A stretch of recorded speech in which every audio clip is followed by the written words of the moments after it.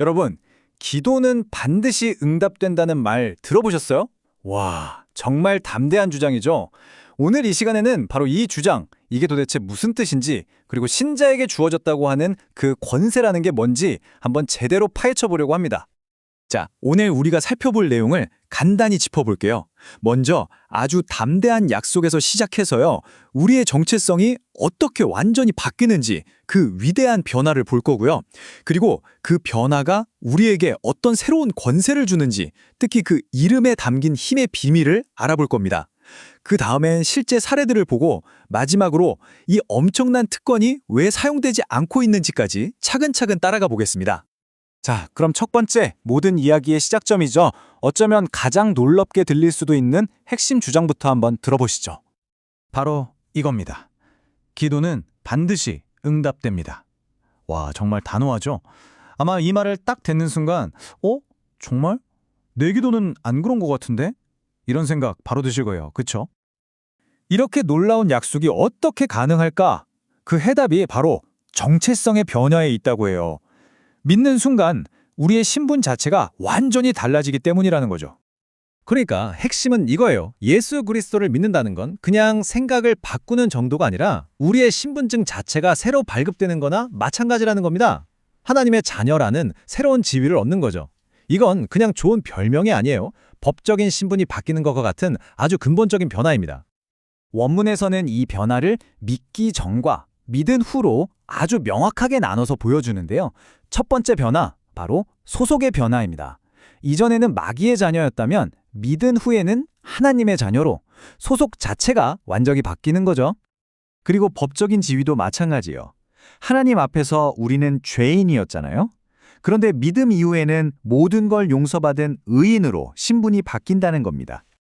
마치 캄캄한 어둠 속을 헤매다가 갑자기 환한 빛의 세계로 걸어 나온 것 같은 변화. 어둠에서 빛으로의 이동이라고도 설명하고요. 그리고 마지막으로 이게 정말 중요한데요. 운명에 묶여 살던 종에서 이제는 모든 것을 물려받을 상속자의 위치로 바뀐다는 거예요. 와, 이 네 가지 변화 정말 엄청나죠?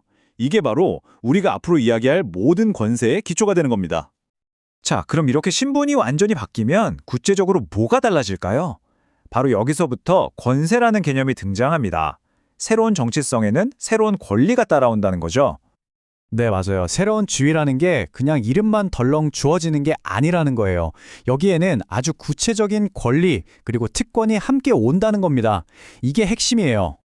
원문에서는 크게 네 가지 권세를 이야기하는데요. 첫째, 하나님을 아빠, 아버지라고 친근하게 부를 수 있는 권리. 그리고 둘째, 상속자로서의 권리. 셋째, 영적인 싸움에서 이길 수 있는 승리의 권리.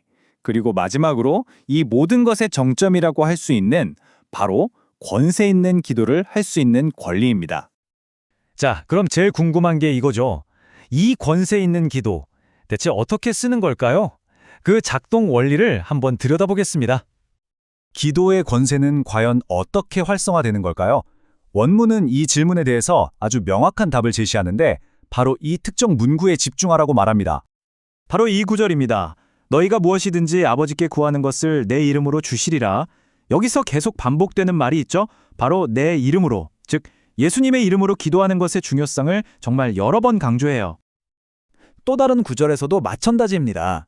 너희가 내 이름으로 무엇을 구하든지 내가 시행하리니 여기서는 아예 내가 직접 시행하겠다고까지 약속하죠.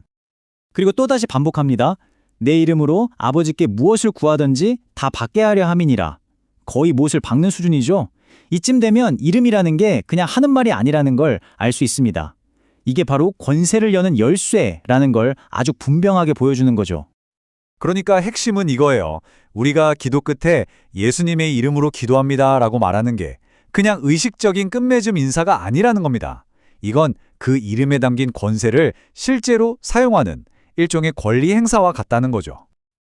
자, 지금까지는 어떻게 보면 좀 이론적인 이야기였잖아요.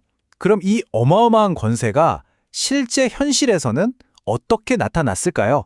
원문에서 제시하는 구체적인 사례들을 한번 보시죠. 이 권세라는 게 실제로 눈에 보이게 나타나기는 하는 걸까요? 원문은 이걸 보여주기 위해서 아주 강력한 두 가지 이야기를 들려줍니다. 첫 번째는 사도 베드로의 이야기입니다. 길에 앉아있던 거린에게 나사렛 예수 그리스도의 이름으로 걸으라고 선포하죠. 그러자 평생 한 번도 걸어본 적 없던 그 사람이 벌떡 일어나 걷게 되는 정말 놀라운 일이 벌어집니다. 또 다른 예는 선지자 엘리야인데요. 그가 비가 오지 않기를 간절히 기도했더니 무려 3년 6개월 동안이나 땅에 비가 내리지 않았다고 해요. 이 두 가지 사례는 이름의 권세가 자연의 법칙까지도 넘어설 수 있다는 걸 보여주는 강력한 증거로 제시됩니다. 와, 이렇게 엄청난 권세가 우리에게 주어졌다면 이제 모든 문제가 다 해결된 거나 마찬가지 아닐까요? 그런데 원문은 바로 이 지점에서 가장 중요한, 어쩌면 좀 무서운 경고를 합니다.